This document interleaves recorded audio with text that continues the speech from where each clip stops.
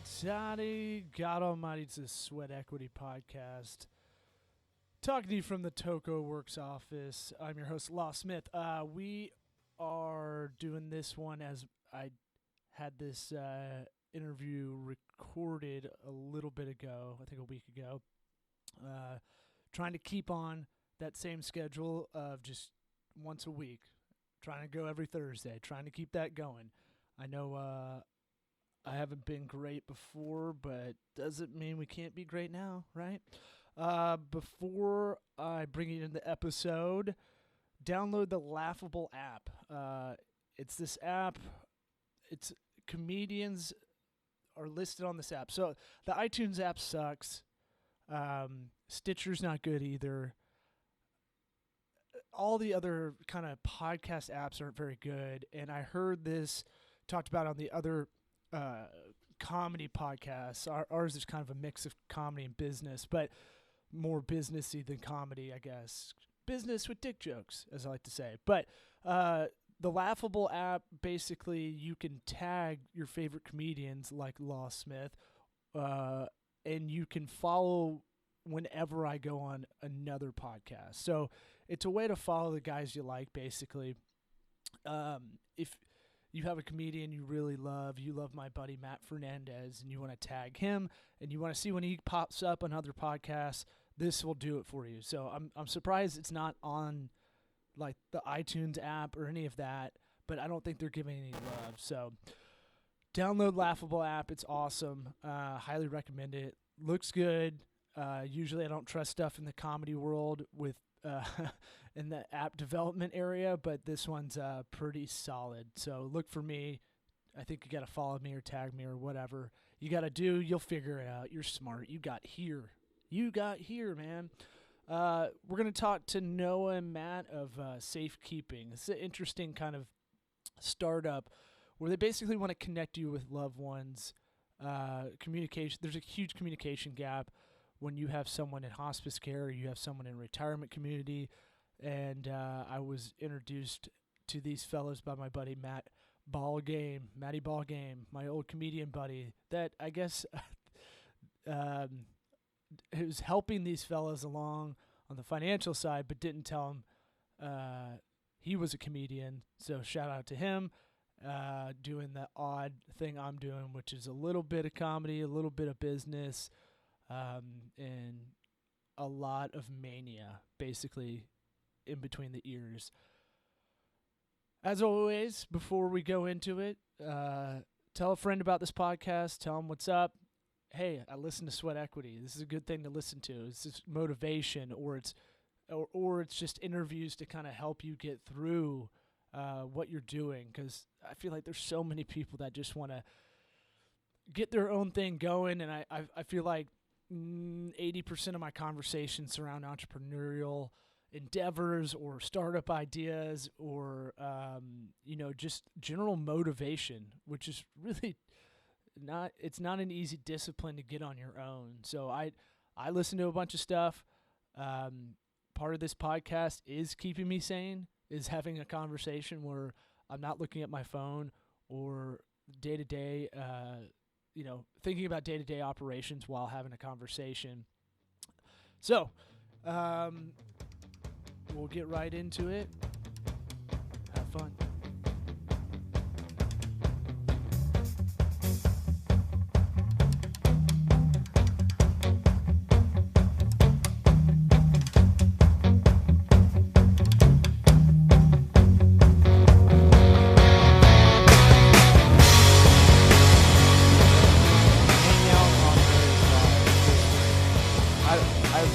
My record of video, trying to do a video call of it never starting on time is now.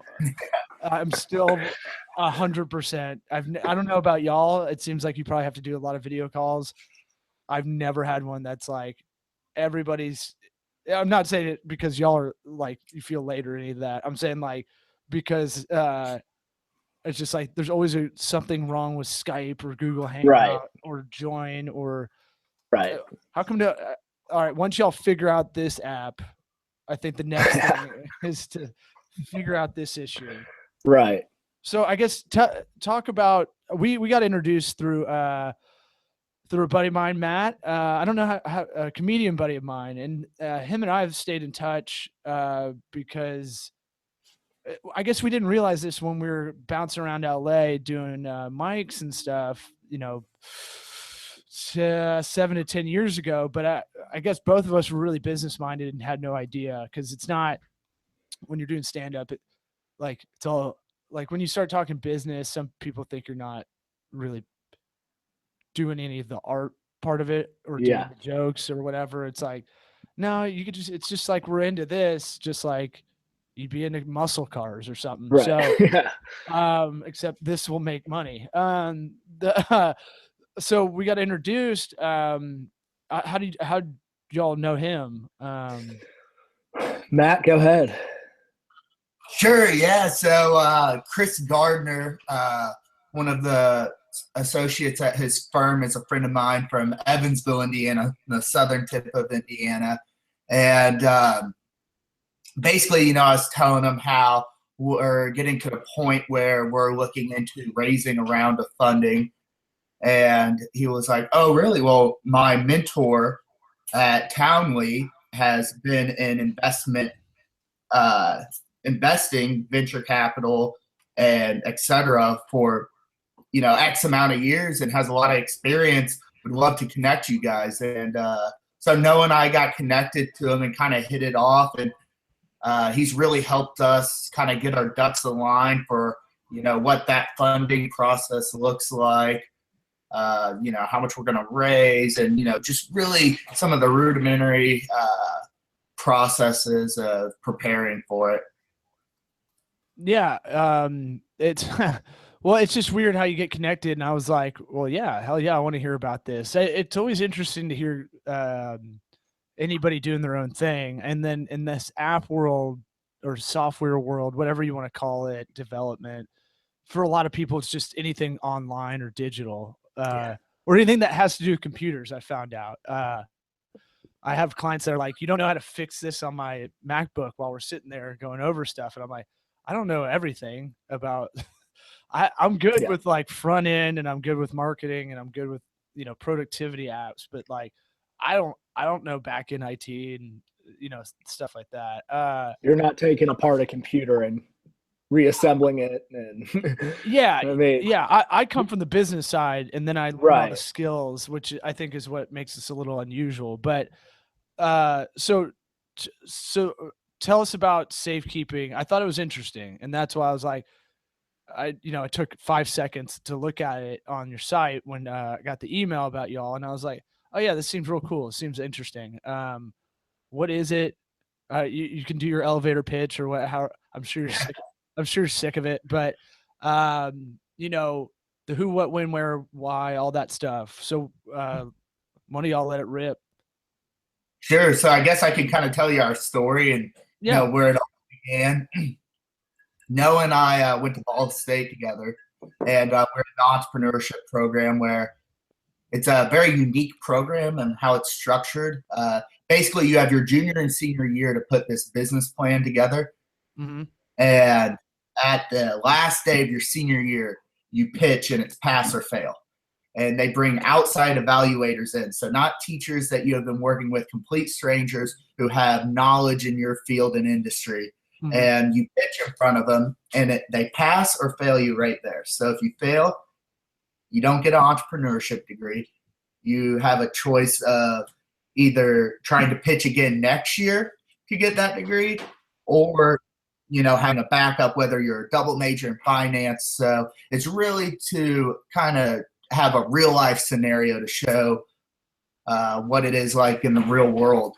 So anyways, my junior year, right when we kind of started writing the business plan, I had a personal experience where my grandfather was traveling with the Evansville Ski Club, Southern Indiana Ski Club, and they were out in Colorado. Yeah, of course. Everybody knows about it. Yeah. Well, he was skiing out in Colorado, where he had a very unfortunate accident with a snowboarder and had a 3-centimeter brain shift. And because of this accident, he had multiple brain surgeries and was ultimately had to live the remainder of his life in a long-term care facility for 11 months. And during that time, I was about 5 hours away, Ball State, finishing up my degree. And I wanted to know what was going on with my grandfather. You know, we were really close. And so my first was really communicating with my mom, my aunts, my grandmother, you know, like, hey, what's going on? Was Grandpa awake today? I know he was going in and out of a coma. He just had a new infection, blah, blah, blah. And through my experience, I learned that it was a really emotional time for my family. And they were just having so many things thrown at them at once. It was really hard for them to convey to me what was going on. And as soon as I found out that process wasn't really adequate for me, I started calling the facility, trying to get updates on my grandfather's care. And through that experience, I experienced really long wait times, being put on hold or brushed off to another nurse who wasn't in direct care of my grandfather. And I was like, gosh, you know, there has to be some way that I can feel engaged in my grandfather's care. And so, you know, did what any college student would do, went on Google. I was like, there has to be an app or something where I can see the doctor's notes, like when he checks in on him or what the nurses are doing. And I couldn't find anything. And I was like, you know what? This seems like a real personal need for me. There has to be other people in my situation. So Noah and I were blessed to be in a program that forced us out of school and to go out and talk to customers. And we did a couple hundred customer interviews, split between, you know, the facility and the end user of the family members, and found out that this was a real problem. There are a lot of family members that felt like they were unengaged in their loved one's care that were in facilities like mine. And, you know, it just led to, well, let me tell you about this story. You know, I have this grandfather in this long-term care facility. I don't know what's going on with him. My family's constantly angry. It's creating tension between us and the long-term care facility staff.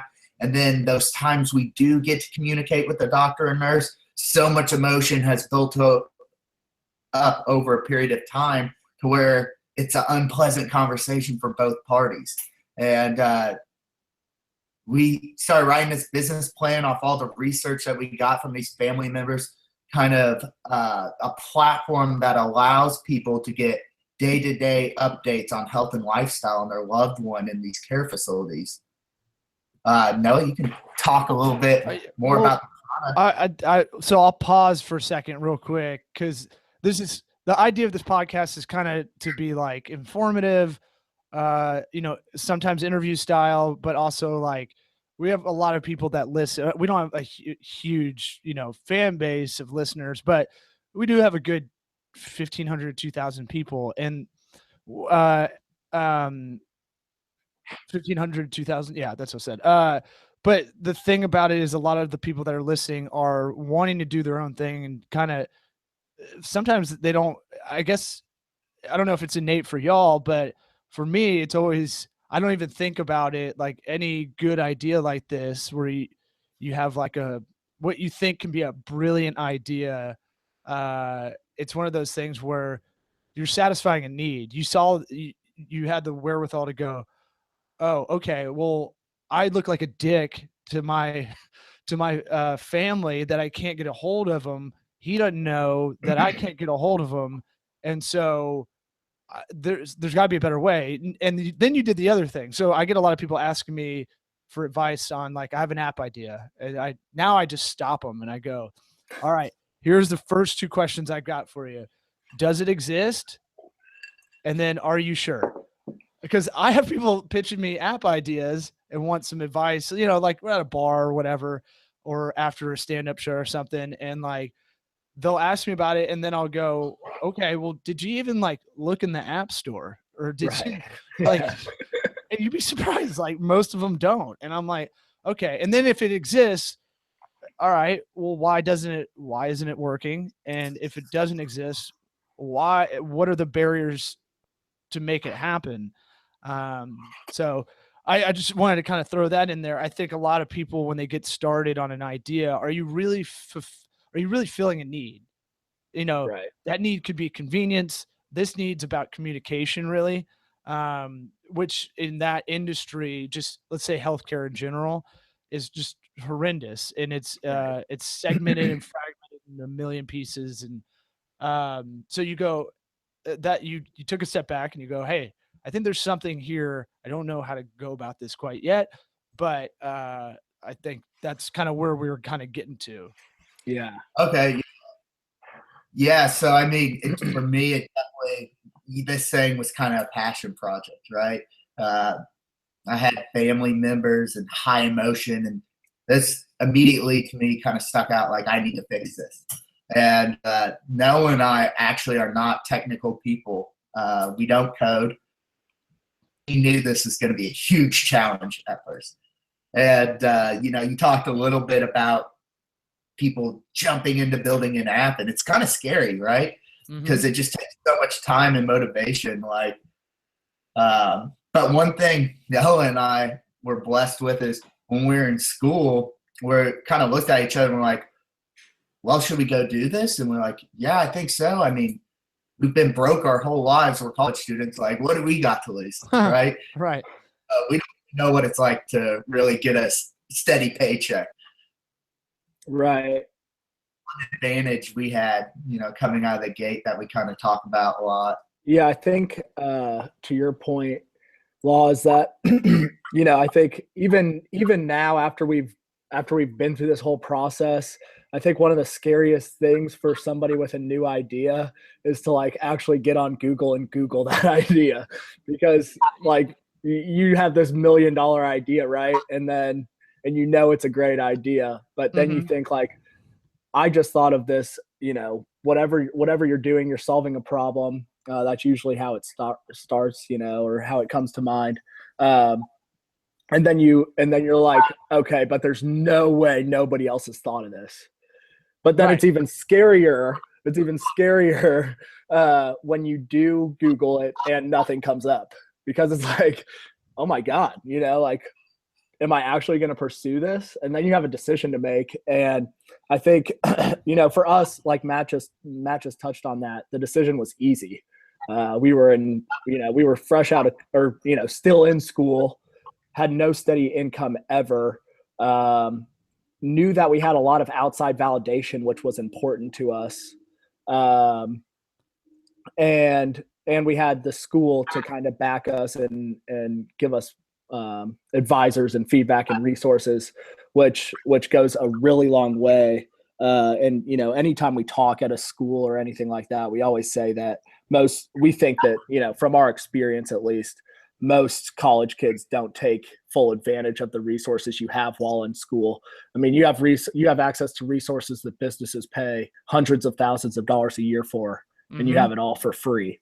So I really, I think we kind of had it easy in that sense, where, we're not 40-year-olds who have wife and kids at home, and we're quitting our day jobs to go start a business that may or may not work. I think at the end of the day, obviously we want, more than anything, we want this to work, but we also understand that no matter what, it's an incredible learning experience. And there was no really better time in our lives to do something like this. Yeah. I totally agree. A lot of good stuff in there, because I went to Auburn entrepreneurship program there, and it's similar to y'all's. It's avant-garde kind of way, and I think that's the only way to really teach entrepreneurship, is that our professor, who I now call up as my mentor, before I started this firm, I said, hey, if I get into a situation where I'm talking to like a big company that's out of our capacity, let's say, I'm trying to think of some ones locally here, like OSI that owns Outback, or College Hunks moving company. We're a very small house right now, but I don't want to ever turn anything away. Is it cool if I call you up? And he's like, absolutely. And I wasn't like, I don't think I was his favorite student. I just got shit done. And so my thing was like, he would walk in and he would go, okay, you got to write a business plan for a crematorium. And you're like, okay, I guess. And like, he put you with this dude he knew 20 miles outside of the city, and you had to figure it out. with this weird guy that told us that had a crematorium. No, literally told us he's been thinking about. He was like probably I don't know, 57-year-old black dude from, rural South that is a good guy, but he creeped us out in the first like 5 minutes by being but in kindergarten, he had been thinking about wanting a crematorium. And I was like, okay, well, what? I guess you have to have passion for it. But like, all right. So we actually came up with a kind of a Chipotle quick style fast of just put it in, burn it, get it out the door kind of style. But that's the thing of like, you just gotta figure it out. But we also had a lot of resources at the school that we found out we never did earlier before we were doing these, junior, senior year classes. And then now I can go back and kind of look at, I did the business school online, the distance school with Auburn, but I found out there's a lot of resources there. So it's really strange. And sometimes even if you don't go there, they'll be cool about like trying to help you out. So,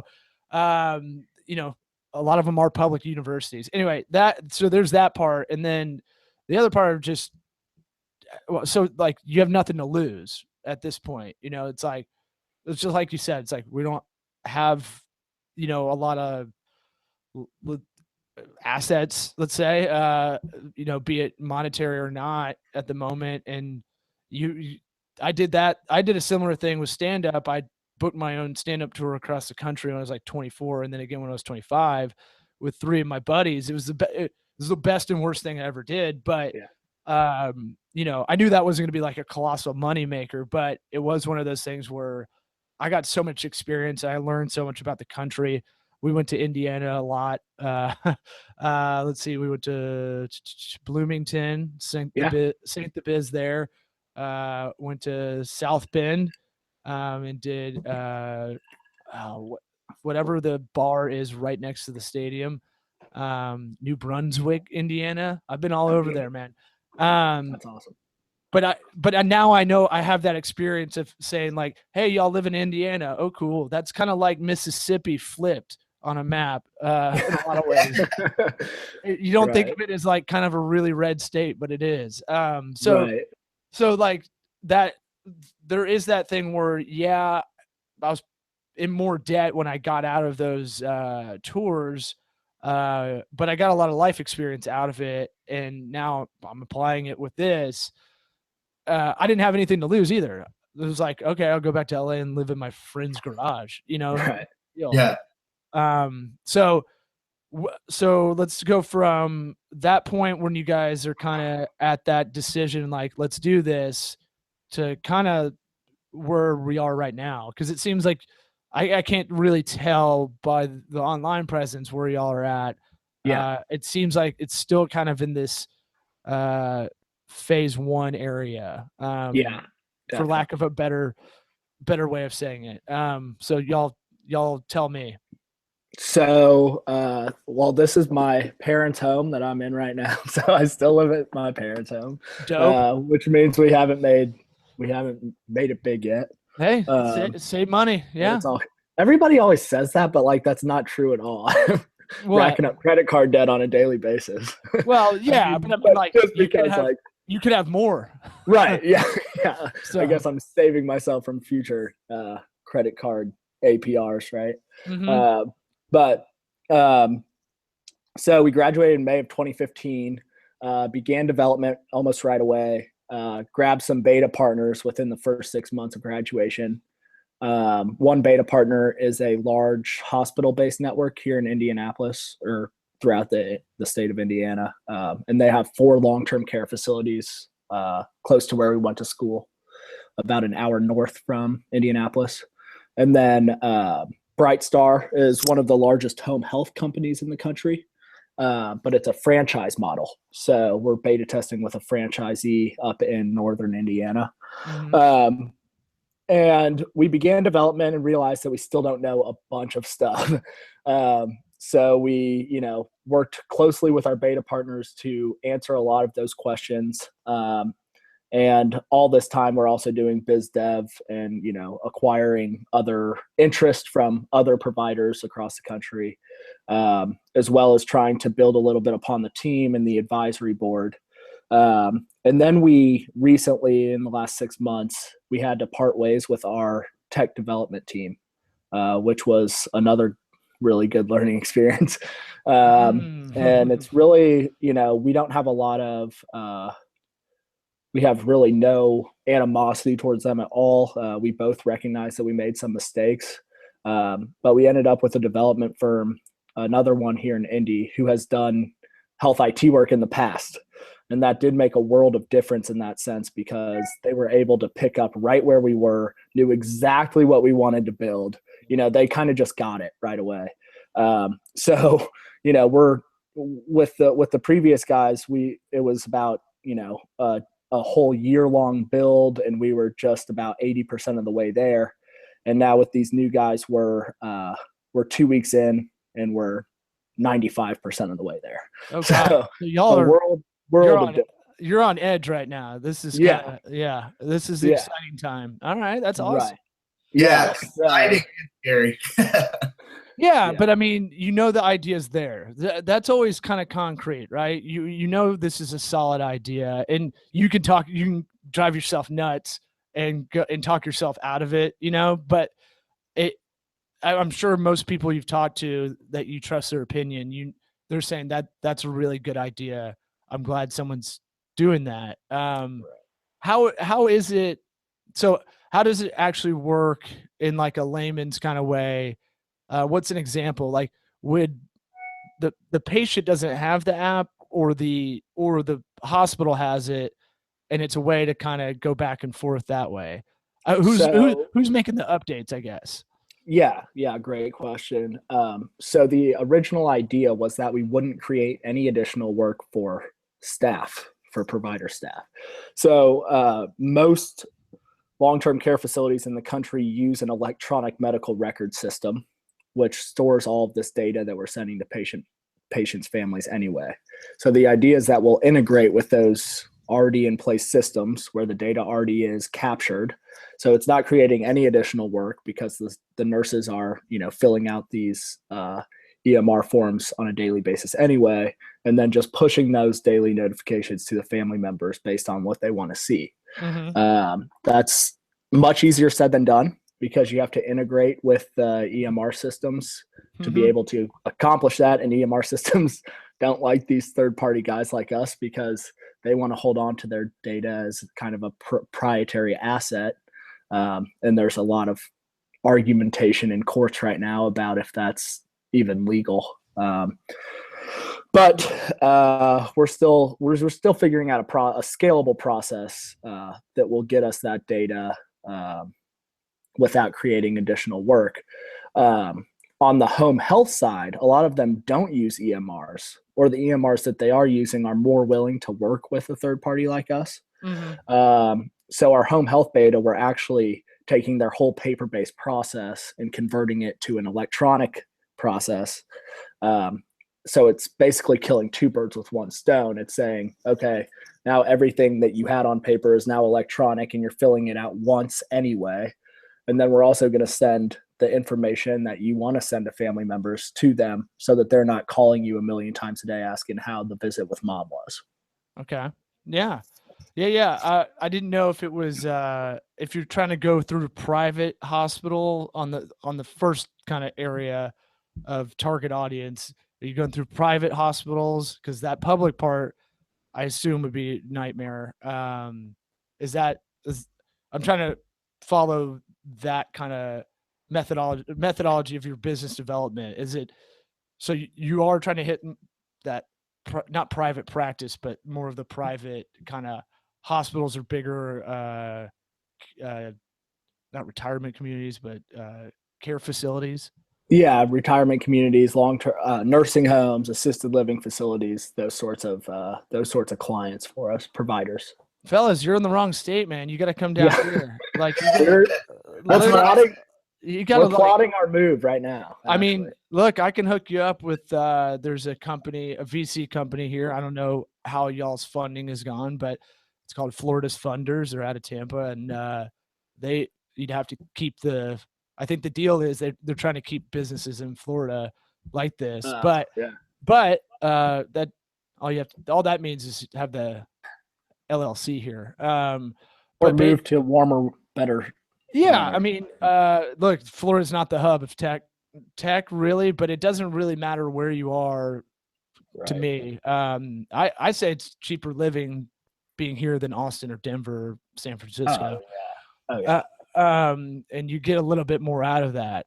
But I'd say like you have a bigger pool over here. I mean, there's literally just swaths of like weird, not weird.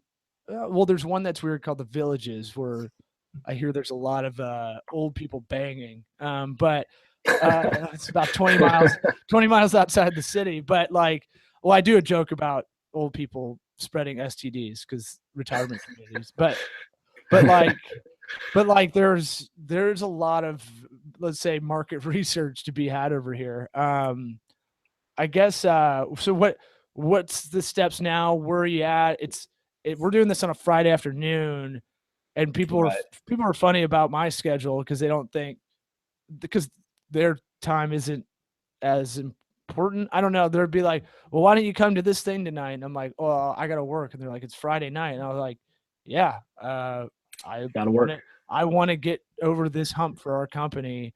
And it's more important to do a lot of this, bullshit work that I need to do, but it's more satisfying.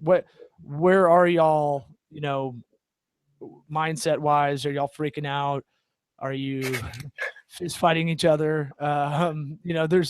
It's hard to work with just one other person too. I used to have a partner, and it was it'd be like, sometimes it'd be great, sometimes it's like I got ghosted. I don't know if that's been an issue for y'all. Someone told me 50-50 partnerships don't work. I don't know if I believe it or not. Yeah.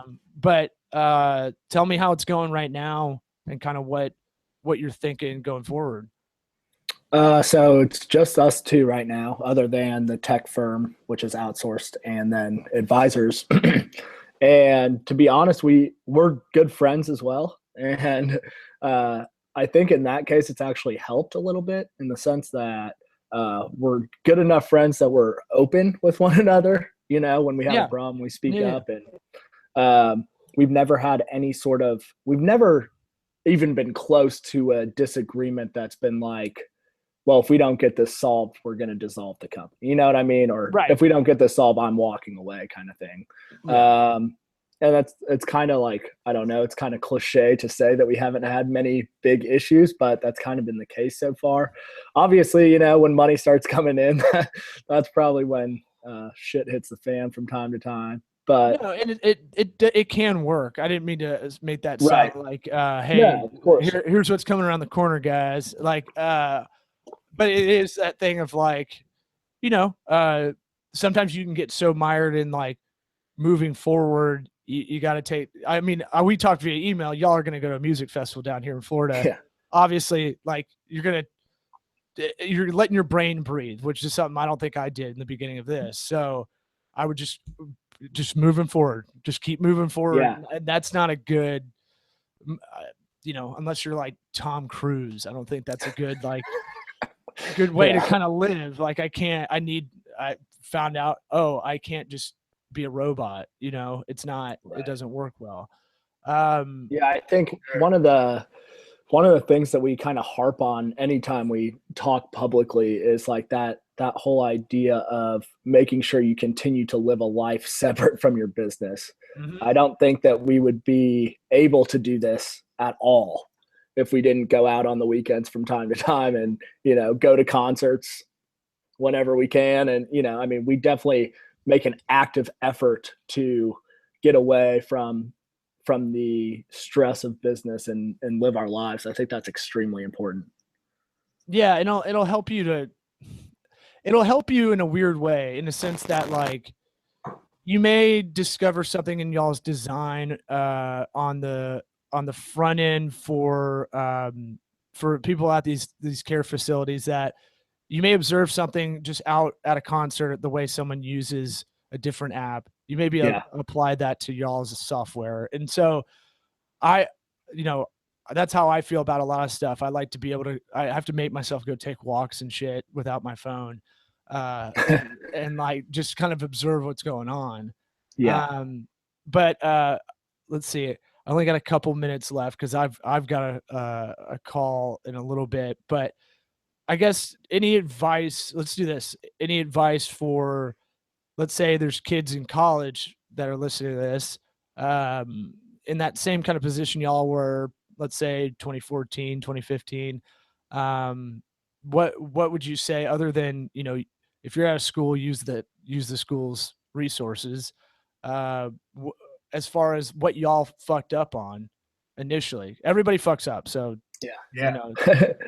I think focusing initial funds on product is extremely important. That's one thing that we fucked up. Meaning what? What does that mean for like? Meaning, I know what you mean, but let's kind of break that down a little bit. We dumped money into marketing expenses, travel expenses for conferences, major expenses like that before we even had a product or proven metrics by any means. And I think that looking back on it, we could have saved money that way. I think we could have saved money on attorney fees by going with a cheaper attorney from the start. Not that our attorney did anything wrong at all, but he charges $400 an hour, and we could have done everything that we did for much cheaper than that. My attorney could hear this and freak out. Yeah. We could have, we worked out a good startup deal with him too. But still at the end of the day, we have to pay it back at some point. And, so y'all went out with an idea more than you had something. I think, go ahead. Oh, sorry. I think the connection went out for a second. I was saying y'all had an idea and you were out there kind of pitching that a little bit more than like being in the garage and just hammering something out that, you're just putting together with what you could do. Well, I do think, one area where we didn't fuck up was we talked to hundreds of customers. So, and that's pretty much free to do other than whatever the travel expenses are. Right. Mm-hmm. And I think that that's one area where we really excelled. And I think that's why the key reason why we won awards and money through Ball State was because while we were there, we talked to so many people and got such great feedback. But then, once we had that feedback, we had a great framework to go ahead and build the product, and we could have just focused on that. I think we could have grabbed some more early adopters or beta testers from the get-go. I think as many as you can get, to a certain degree is beneficial because it gives you a larger base of metrics to work from. But all in all, we've learned from all of these experiences, and I think that because of that, we'll be obviously better moving forward. Yeah. You got anything? Yeah. So, I agree with Noah. Definitely, we get right out of college, and all we had was a couple of wireframes that we showed a big hospital in Indiana, and they bought into it right away. So maybe we got a little chip on our shoulder right away and like, oh, well, we can just go sell this concept, and then execute later, get enough interest and build that. And also you got to consider we're two 24-year-olds gathering some of the most sensitive data in the world. So right. I think not everybody can be Steve Jobs, right, and show just of a computer and it not actually work and go sell it. So that was definitely a learning experience. We thought we were both pretty naturally gifted salesmen, and if we put a decent chunk of money into marketing, we can go get that traction that we need. Did to some extent succeed in that, but I think looking back where we are now, I think we'd be a little bit further along if we would have just really been product focused and driven. Yeah. And, another learning experience on legal fees for young entrepreneurs. I think this is so important. We're kind of criticized for being so young in a industry like senior care. There's a lot of experienced vets in that field.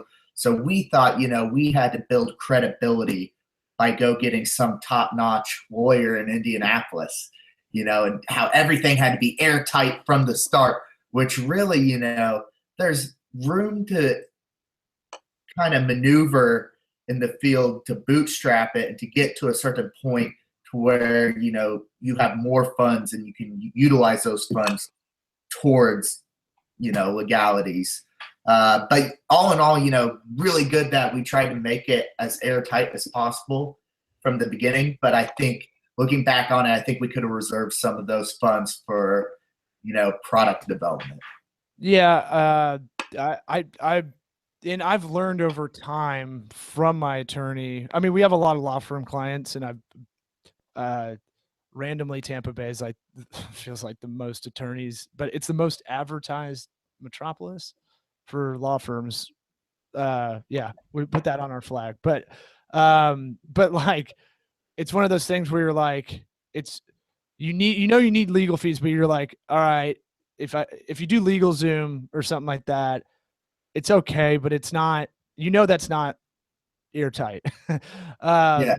And then when you're trying to make almost a PR splash with a big time attorney, you'll realize, like, unless he's got some skin in the game or something like that, and he is one of those guys that does more than just is an attorney in the area, you might not get the kind of the PR or social capital or whatever out of that. But that is an important thing for a lot of app developers. I have an IP attorney that I work with, and he, we're talking to a lot of his audience is really y'all, people like y'all. It's like, they don't know how messed up they are if they have an app that goes for a while or software that goes for a while and the stuff's not trademarked, copywritten. Like, people just let you go with that sometimes and then wait to sue you. Right. So it's one of those things where you have to kind of be a part-time attorney, like, on your own, before you talk to them, so you're not wasting their time. Same with like my accountant. I'll do as much as I can on my own, get it as organized as I can, then give it to him, so I'm not wasting his time. Exactly. Well, look, guys, when y'all come into Florida, if you somehow make it to Tampa, let me know. We'll have you in this studio, and then if not, we'll have y'all on again, because I want to hear how this goes, as it goes, man. Yeah, sounds great. This was really fun. Definitely the first time we've ever done a podcast. So we'd love to come check out the operation when we're down there in a couple months. Pop that Definitely. podcast cherry. Yeah. That's right. I'm popping cherries all over the place. I got a quick question for you. Go for it. We didn't know Balaker was a comedian. So you didn't? What's the difference? Shit, I outed him. Oh no. What's the difference in comedic styles between you and Balaker? I'd have to remember. I know I'm a little bit younger than him, so I was pretty green when I was in LA doing stand up, and not a lot of life experience. So my stuff is pretty observational. Like, I did a lot of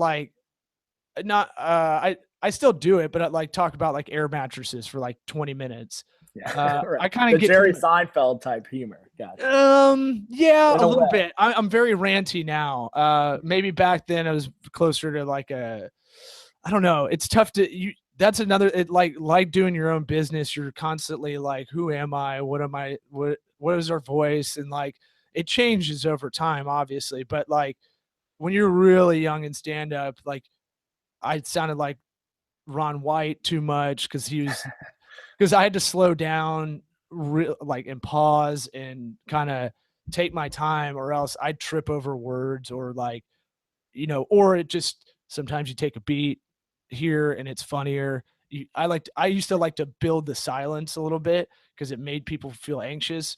But you do if you watch Ron White, he'll do a story, and then it'll be like a 90 seconds setup with little baby jokes on the way, and then it'll just be machine gun, it'll be punchline, and then tag. I love Ron White. Yeah. So don't be afraid of the cheese wheel, right? Right. Exactly. Yeah. Girth. I'm all about girth. I say it's like two skull cans on top of each other. But Matt, I remember he was really smart, almost to the point where you're like, I know I felt like he would be dumbing down his set a little bit, for not to say like he's an elitist when he was up there, but if I got into like R-square confidence, regression charts I learned when I was at a mutual fund company, that doesn't apply to everybody. No one, I can't even explain that in a lot of ways. If y'all got up on stage and started talking about like, oh, well, here's why the JavaScript doesn't work on the website, it's like, who gives a shit? It's like really in the minutia. So I remember he was really smart to the point where I was like I know his favorite was Greg Giraldo, and he has a book coming out with it. And I felt like he was in that kind of wake, like really intelligent, maybe almost too, it became hard for him to, I have this problem a little bit too, became hard to kind of be concise or, Sure. or kind of play it down for everybody. But you never know. The shows I did with him were probably shit if I really looked at it. You have people not paying attention. If the Lakers were on, you were kind of fucked if you're in a sports bar. So, but yeah, good times, great oldies. I'm 2 minutes late for my next meeting, but y'all, I'll tail in this with some kind of outro and give y'all plugs and whatnot. And I hope to see y'all down in Florida, man. All right, man. Great to meet you, Law, and hopefully we'll see you soon. All right, y'all. See ya. All right. Yeah, thank you very much.